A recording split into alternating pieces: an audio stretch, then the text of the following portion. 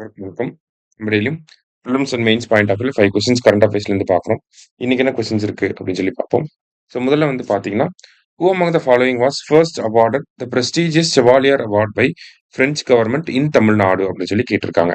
பின்வருவனவற்றில் தமிழ்நாட்டில் பிரெஞ்சு அரசாங்கத்தால் முதலில் மதிப்புமிக்க செவாலியர் விருதை பெற்றவர் யார் அப்படின்னு சொல்லி கேட்டிருக்காங்க. ஸோ இது என்ன எதுக்காக இந்த கேள்வி இப்படி ஒரு பாயிண்ட் ஆஃப் வியூல பார்க்குறோம்னா, ஒரு டைம் 2019, 20களில் தாதா சாஹிப் பால்கே விருது ரஜினிகாந்த் அவர்களுக்கு கொடுக்கப்பட்டுச்சு. அந்த இடைப்பட்ட காலத்துல வந்த தேர்வுகள்ல பார்த்தீங்கன்னா, யாருக்கு முதல்ல தமிழகத்திலேருந்து தாதா சாஹிப் விருது வழங்கப்பட்டுச்சு அப்படின்னு சொல்லி கேட்டிருந்தாங்க. ஸோ அதற்கு பதிலுமே சிவாஜி கணேசன் அவர்கள் தான். ஸோ இப்ப செவாலியர் விருது தோட்டாதரணி அவர்களுக்கு வழங்கப்பட்டிருக்கு. ஸோ அது பேஸ் பண்ணி பார்க்குறப்ப ஃபர்ஸ்ட் யாருக்கு குடுத்தாங்கன்னு மேபி கேட்கலாம் இல்லையா? ஸோ ஃபர்ஸ்ட் யாருக்கு குடுத்திருப்பாங்கன்னா, சிவாஜி கணேசன் அவர்களுக்கு 1995ல குடுத்திருப்பாங்க. தோட்டாதரணி அவர்களுக்கு 2025, கமலஹாசன் அவர்களுக்கு 2016ல குடுத்திருப்பாங்க. சரியா? 3 பேருக்கு தான் குடுத்திருக்காங்க தமிழ்நாட்டுல இந்த செவாலியர் விருது கலைத்துறைக்காக. அடுத்தது, The TB incidence rate in India as per global TB report released by World Health Organization.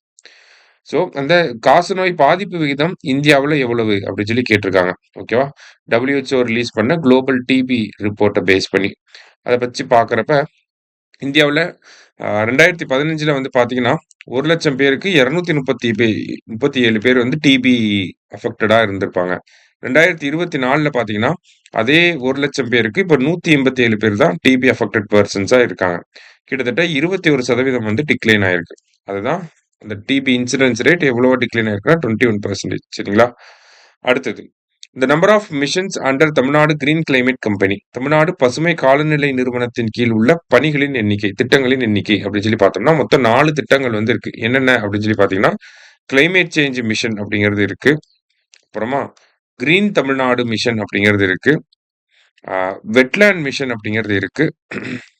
அடுத்தது டிஎன் ஷோர் அப்படின்னு சொல்லக்கூடிய கோஸ்டல் ரீஸ்டோரேஷன் மிஷன். ஓகேவா? நெய்தல் மீட்சி இயக்கம்னு சொல்றோம் இல்லையா? ஸோ இந்த 4 திட்டங்களும் எதுக்கு கீழ வரும்? தமிழ்நாடு கிரீன் கிளைமேட் கம்பெனிக்கு கீழ வரும். இவங்க யாரு? தமிழ்நாடு கிரீன் கிளைமேட் கம்பெனி யாருன்னா, இவங்க ஒரு ஸ்பெஷல் பர்ப்பஸ் வெஹிக்கிள். அதாவது கிளைமேட் ரிலேட்டடான ஆக்டிவிட்டீஸ இம்ப்ளிமெண்ட் பண்றது, மேனேஜ் பண்றது, மானிட்டர் பண்றது, ட்ராக் பண்றது எல்லாமே இவங்க தான். இவங்களுக்கு கீழ இந்த 4 மிஷன்ஸ் இருக்கு. அத வச்சு இவங்க ட்ராக் பண்றாங்க. சரியா? இப்ப டிஎன்ஷோர்னா கோஸ்டல் ரிலேட்டடா, வெட்லேண்ட்னா ஈரநிலங்கள் ரிலேட்டடா, கிரீன் தமிழ்நாடுனா ஃபாரஸ்ட் ரிலேட்டடா, கிளைமேட் சேஞ்சுங்கிறது எமிஷன்ஸ கம்மி பண்றது ரிலேட்டடா. சரியா? அடுத்தது, Mokolodi nature reserve is located in which country அப்படின்னு சொல்லி கேட்டிருக்காங்க. மோகோலோடி இயற்கை காப்பகம் எந்த நாட்டில் அமைந்துள்ளதுன்னா, போத்ஸ்வானா அப்படிங்கிற நாடு. இங்க இருந்து தான் நம்ம 8 சீட்டாக்களை இந்தியாவுக்கு கூட்டிட்டு வர போறோம். சரிங்களா? அதுக்கான ஒப்பந்தம் தான் சமீபத்துல கையெழுத்தாயிருக்கு. லாஸ்டா, வேர்ல்ட்ஸ் ஹையஸ்ட் ஏர்ஃபோர்ஸ் பேஸ் அப்படின்னு சொல்லி கேட்டிருக்காங்க. உலகின் மிக உயரமான விமானப்படை தளம் எங்க இருக்குன்னா, நயோமா ஏர்பேஸ் இந்தியாவுல லடாக் பகுதியில இருக்கு. சரியா? ஸோ இன்னைக்கு 5 கொஸ்டின்ஸ் பார்த்துருக்கோம். தேங்க்யூ. சுரேஷ் IAS அகாடமி, வெற்றியின் முகவரி.